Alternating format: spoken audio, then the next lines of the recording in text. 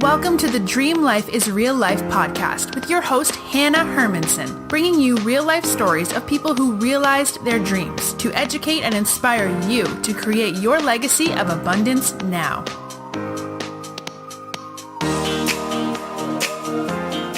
Hello, everyone. Today, we are hanging out with Lisa A. Clayton.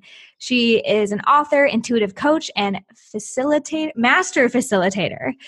She's the founder and president of Source Potential, a human development company, where she offers more than 35 years of experience in professional training, coaching, and consulting.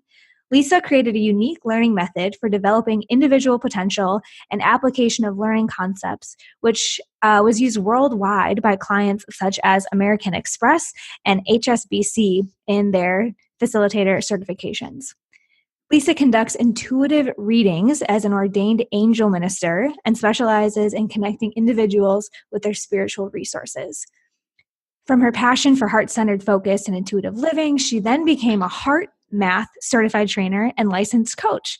And now she focuses upon coaching management for executive levels and staff group trainings in organizations and corporations. Plus, she conducts private, individual, group, and family sessions. What a full introduction. Lisa, welcome to the show. Thanks, Hannah. It's so great to be here.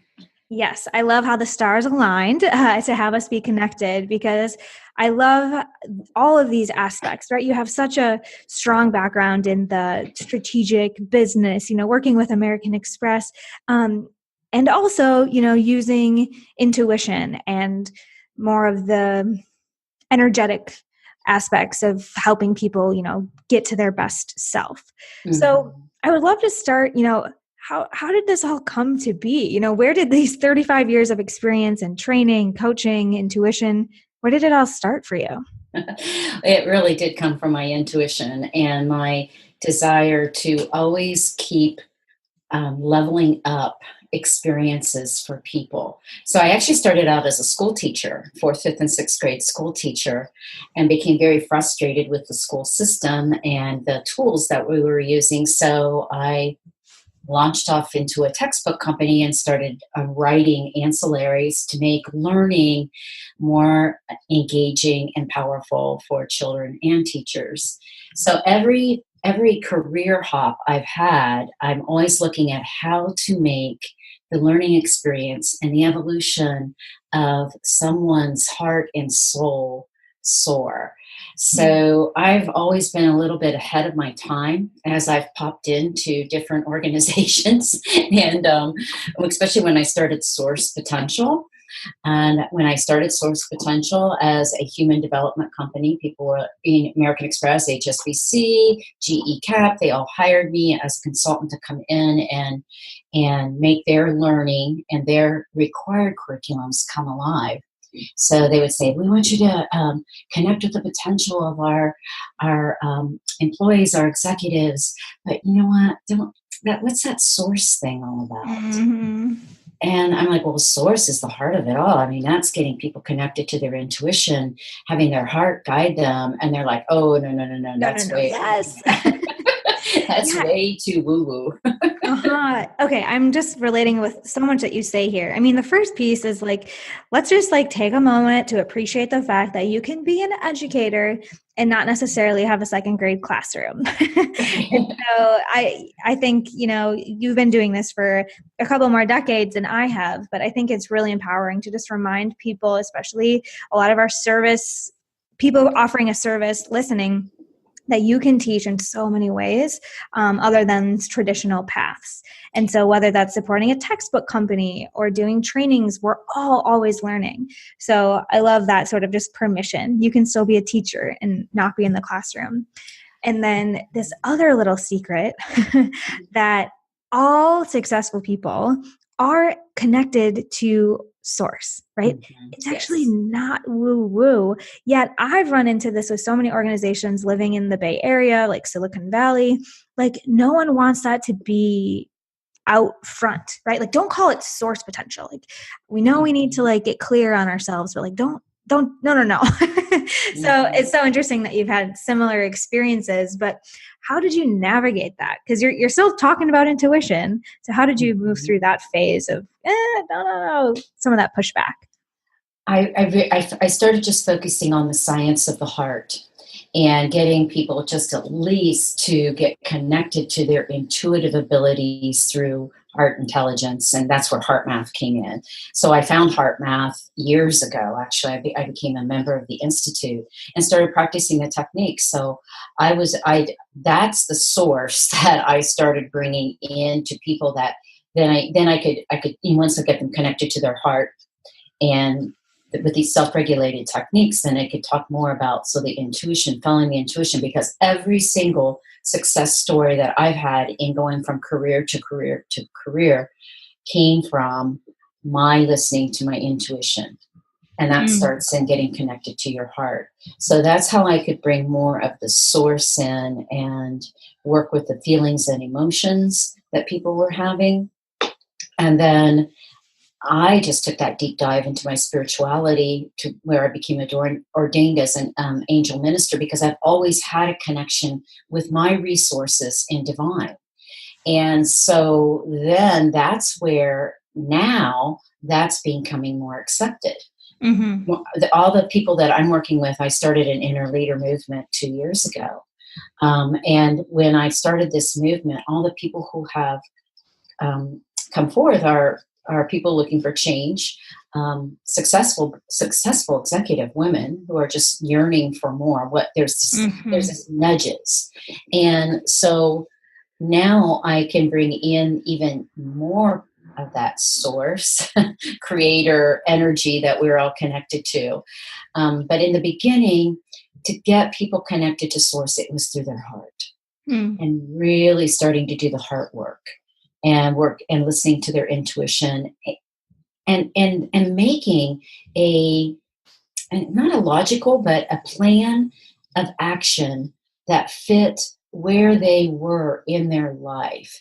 So it wasn't like they packed their bags and went on a mission. It was like, what can they do differently right in their making a difference in the corporate world? Because I was in corporate for 25 years, working with teams and different groups all over the world. So it was just like getting them empowered to raise their heart frequencies and vibrations to create a coherency, to create more calm and ease in their jobs.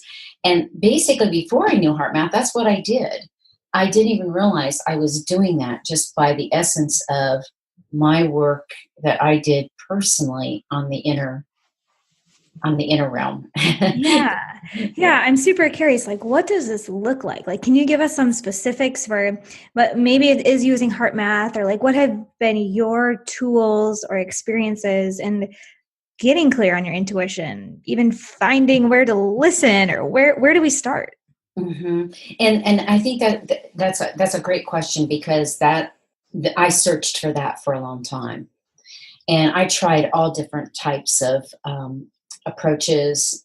I created different learning models, and what I learned was that it is so important to connect first with the heart. And when people can connect with their heart and they can start realizing that they have the power to able to shift their emotions. This isn't about positive thinking. This is about actually feeling a difference in shifting your emotion from being sad, depressed, to feeling more calm and ease. And that's what heart math does. Heart math is self-regulated tools that get you into a neutral position. So it's based on heart rate variability, which is measured by the emotions, basically. That's the simplest way to put it. So the emotions that you're having create either a coherent wave in your heart rate variability or an incoherent wave. And so the science of the heart, just bringing that in and realizing that once you can regulate your autonomic nervous system, your hormonal system, on just breathing into your heart and changing your emotion, then there is a clearer channel to accessing your intuition, learning to trust your intuition, working with the heart's intelligence, knowing that the heart and the mind work together. There's not an emotion that starts in the brain. And the heart will send the signal to the brain, and the brain will put the label on it and shoot through the autonomic nervous system and the hormonal system what to do with that emotion. So it's the science of it is really what gets people grounded into, so once I get the heart and mind working together in a coherent way, they both need each other. You can't just focus all on the heart. And once that mind calms down, stops the chatter, and then, so let me start really listening. And then there's activities around opening up that I've learned through, I took heart math to the next level. That's my story, basically just taking everything to the next level, and joined a group called Heart Ambassadors, which really focuses on using the techniques and the intuition every single day of your life in more advanced ways. And so once I became a practitioner in the Heart Ambassador group, that's where I was guided to start the Inner Leader movement, because there's more than just the within. There's also connecting with the resources above, and then manifesting the life of your dreams here on earth. And the life of your dreams, what I have found is it comes from the heart. The heart's blueprint and your soul's mission that you came into this world with, came into this human bodysuit. And the bodysuit is a big distraction, because we can sense, we can feel, we have all of these sensory neurons going through our system. But the heart of it, when you really start listening to your intuition, that's what changes your life. So that's what you're saying that we have this blueprint, and it's really about the slowing down, connecting to our breath, getting still, maybe changing the rate of our heart will help us start to access what that blueprint is? Yes.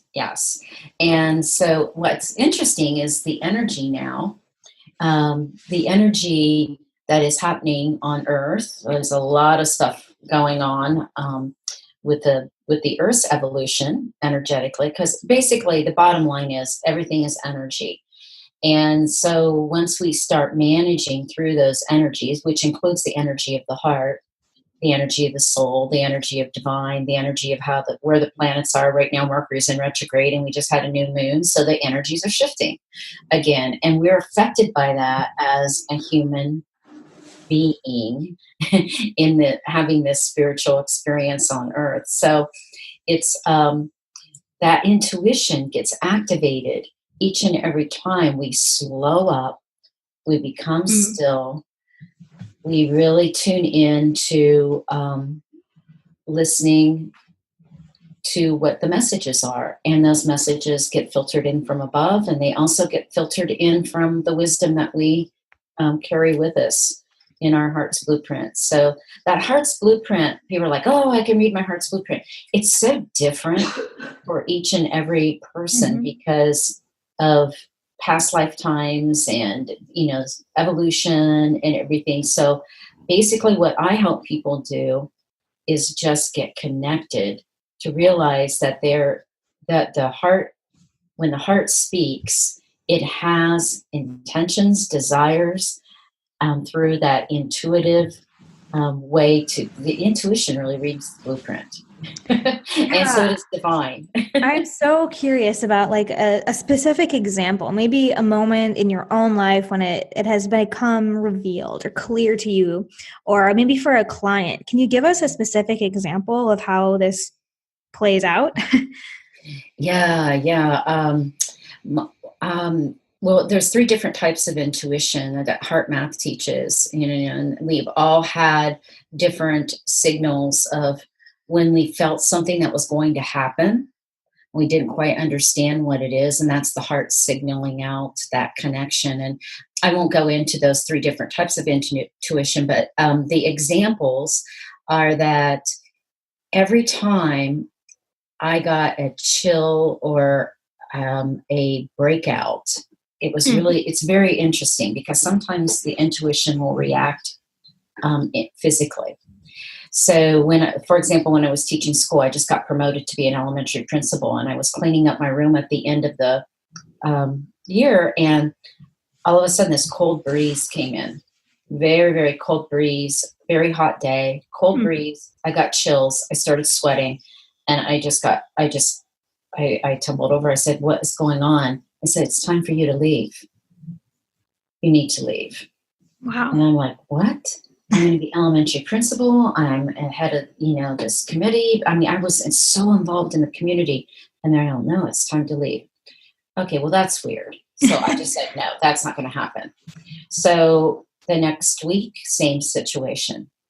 Got all cold, the chills came, and it's time to leave. So I quit my job.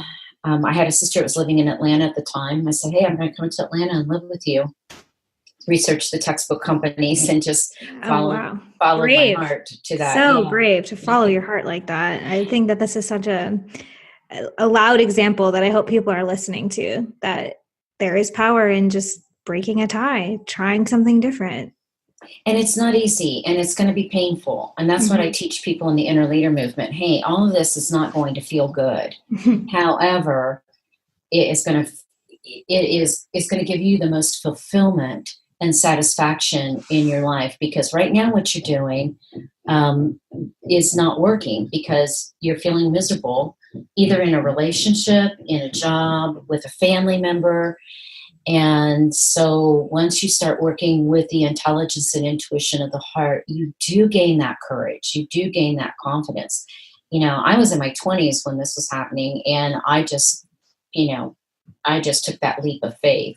But every time I took a leap of faith, so here's where the divine and the above resources come in.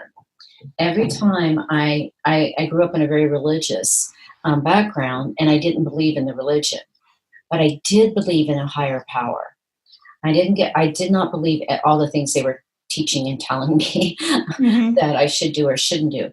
However, every single time I got an intuitive hit, I checked in with the above, and I prayed, I meditated.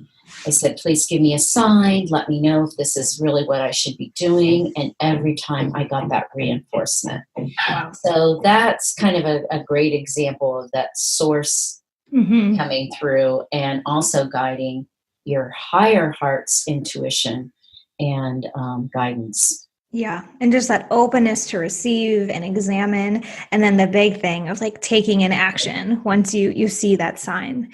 I think that this is resonating a lot with me and my story. And I know lots of listeners could be in that position where it's like, oh crap, if I've been ignoring the signs. And if that's coming up for you, it's definitely, a good practice to be tapping into some of these stillness practices that we're talking about today. Yes, absolutely.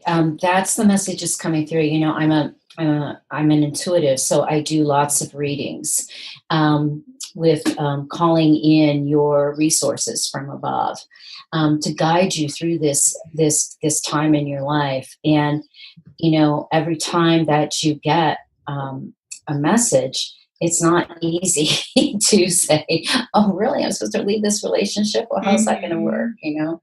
So it's really, really super important to get still. So my point is, back up for a second, that the messages that I'm getting when I'm doing intuitive readings is stillness. And they're even coming through, the guides are even coming through with qualities of stillness that we can bed in our hearts so that we can go there even more. So heart math is a great way to get not only coherent and in neutral position for your physiology, then you can start really feeling these qualities of stillness come in. So somebody's like, "Oh, is this a different type of meditation?" I said, I don't know. I just listen and I get the downloads, and then I create and I write and I develop and I bring forth these methods and ideas to help people where they are now. So yes, stillness is just getting quiet, turning off the radio. I don't have TV, so I listen to music all day long. Music is my inspiration. It's my pump up.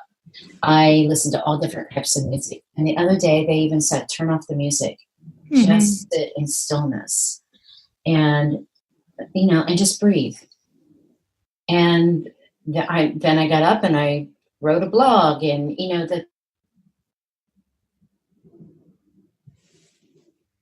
Yeah, so much power and creativity in that still space. So such powerful experiences. And it seems like you've been able to take your own personal gifts, experiences you've had in your life, and create a business around it. So I want to transition now a little bit more into how can other people sort of channel or package their gifts into a business model. You've had lots of experiences, you've had lots of offers, it sounds like. So can you talk us through just your own entrepreneurial development? Yeah, I think, and that's a really great question, because I think you have to have a core set of services that people are in need of. So for me, being a teacher, being an educator, and being passionate about how people learned, I developed a learning model of training trainers. So I just found a niche of where I could practice getting people to expand their potential and get connected to their source. So you start with, what is it that I could offer that I'm really, really good at, and that I could, and where's my network, and who are my, where's my target market. So if, for example, teaching. So once I decided I was leaving teaching, I started talking to every tech, I wanted to go into textbook publishing. I knew no one there. So it was like, I started talking to every rep that ever came into my classroom. They started networking for me. And then I put together a package of what I could offer a textbook company. Here I am, a teacher coming in to say I'm a writer. And so I brought examples of writing that I had done, and examples of modules that I had placed, learning modules I had placed in my classroom, creative ideas that I had done, put together a package. You have to brand yourself. So I always said to them, I'm not a teacher. I was a creator in teaching. And that got me a job immediately in the textbook company. So you find it, you take what you're really, really super good at, you put it in a package, and that's what you offer as your service. Yeah, that's how you brand it. So for example, when and so that was where it got tricky when I was in my spiritual deep dive. It's like, how am I going to make a living doing readings? Well, I really couldn't, because of living in California with the high cost of living, and because I wasn't known as an intuitive at that time. I am now. However, so I was like, okay, so I'll combine this. I'll combine my intuitive ways to put together a package for diversity and inclusion, because that's what I was working in at the time. So I, came in and brought in a whole different way to market diversity and inclusion in organizations, to get people connected first to listening to their intuition before they responded in a situation. Very, very simple. So made a lot of money off of that one. So it's just like taking what you have and really packaging it into a service that is needed in the clients that you're working with. Exactly. Yeah. This is what I'm always teaching and saying the same, like your first viable offer. And that starts with your strengths, your experiences, your network, and what problem can you solve, right? Just start by solving problems. And then you can position yourself and package it. But so often we get caught up in like all the options and like, how will that ever work? And no one else charges this much for a reading. But, it's so much about just staying in your lane, because we all have unique skills and a personal brand that can solve a problem. So I'm right along there with you. Hannah, that is so key. What you just said right there is that I never took in a package or my gifts or my strengths or my expertise or experience and said, this is going to fix something for you. I went in to find out where their problems were first, what they were feeling. In diversity and inclusion, it was communication. Mm-hmm. So I just took my strengths in communication, put together a communication package for them to get them connected. And that's so key, because they're not just going to buy anything from you because it's what you're good at. Right. You need to be talking to their pain points, their aspirations, their challenges, and people will tell you, right? You don't have to sit back and think, oh, how do I sell this? If you're in conversation with the people you want to work with and serve, they will tell you exactly what they need. And you can say, well, great.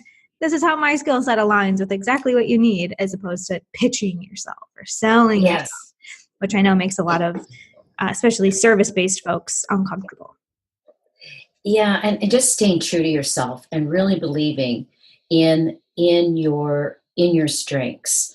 That self-sabotage will come in and try to bite you every time. I'm not good enough. Oh, look at that person. Look what they're doing over there. Oh, I should do more of what she's doing or he's doing. And it's like, no. Stay focused on your strengths and your gifts, and package them in a way that will help others, and they will see that, because there's just too much of that competitive comparison, I like to call it, that gets us off track. Right. Yes. Oh, so many golden nuggets already, Lisa. In a moment, we're going to transition into a little pop quiz, which I know you will ace as a teacher and trainer. But I want to quickly let listeners know who this episode is brought to you by. We have one of our very first little sponsors, and the sponsor is me. So listeners, if you're, jiving with what Lisa and I are talking about starting to build your first offer, I've put together a free mini course just for podcast listeners to take a week-long deep dive into building and selling your first offer. So if that sounds like something that you want to take a deeper dive into, work with me personally on, that free mini course is available at dreamlifeisreallife.com/resources, and you'll be able to sign up for the course there. So to make sure that people can continue with this great conversation and really take action, but Lisa, I want to get a few more actions that you would recommend. So I have just 3 last questions for you. Are you ready? Yeah. Mm-hmm. You've talked about this a little bit, but I really want to get crystal clear on one action that listeners can take today that will help them get closer to their dream life. Practice more stillness and heart-focused breathing. Just get still and get your system calm and really just listen. So that's the first step, because our minds want to go 1,000 miles a minute and push us out there.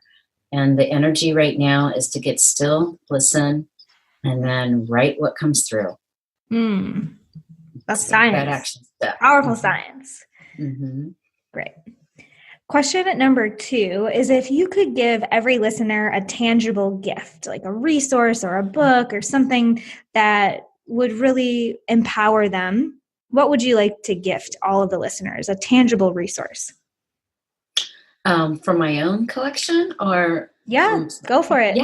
Yeah. We're into the shameless plugging today because it's for the benefit of all. So what do you have? Yeah. So I'm just recently an author of a great movement called the 52 Weeks of Gratitude movement. And so that book is available on Amazon.com. It's 52 Weeks of Gratitude Journal, and it has 52 stories. I'm author of week 37, and it gives you an opportunity every week to reflect on someone else's story about their life, which gives you a greater appreciation and gratitude for your own life. Just activating the emotion of gratitude and appreciation raises your heart frequency and vibration to levels that are like you become this radiant magnet. And so that in the journal, there's a place to write everything that you are grateful for that week. Nice time to reflect, get still. And then there's a mandala after each week that you can color if you're into just getting still and coloring. So it's 52 weeks of gratitude journal, Amazon.com. And you can also see it on my website at lisaclayton.com.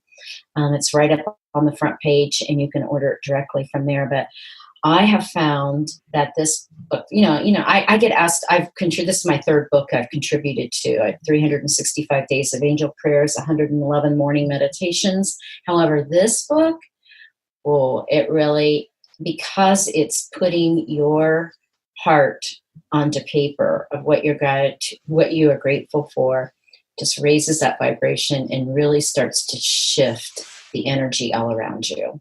So amazing. That would be my gift. Yeah. Okay. So that was question number 2. And I think for question number 3, you might want to just see my answer to number 2, because I want to know, where can people stay connected and learn more about your work? Is it at lisaclayton.com? Would that be best, or somewhere else? Yeah, it's the homepage. I'm in the process of redoing my website right now because everything is evolving. However, that is the best place to go to learn more about the inner leader movement. I'm also running a special right now on intuitive readings for the next 3 weeks during Mercury retrograde, because people get really knocked off balance.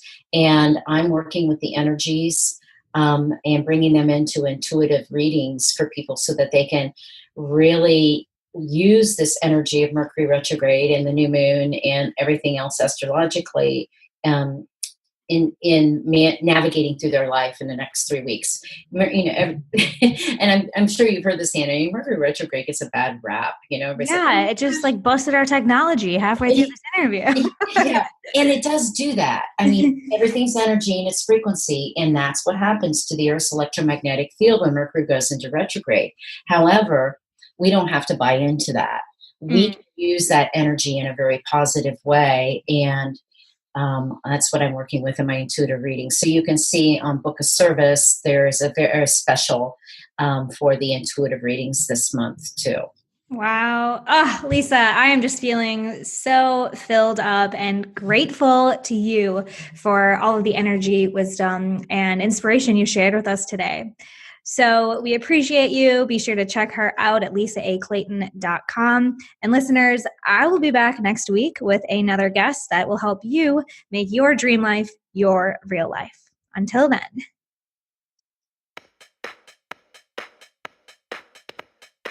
You've been learning how to make your dream life your real life with Hannah Hermanson.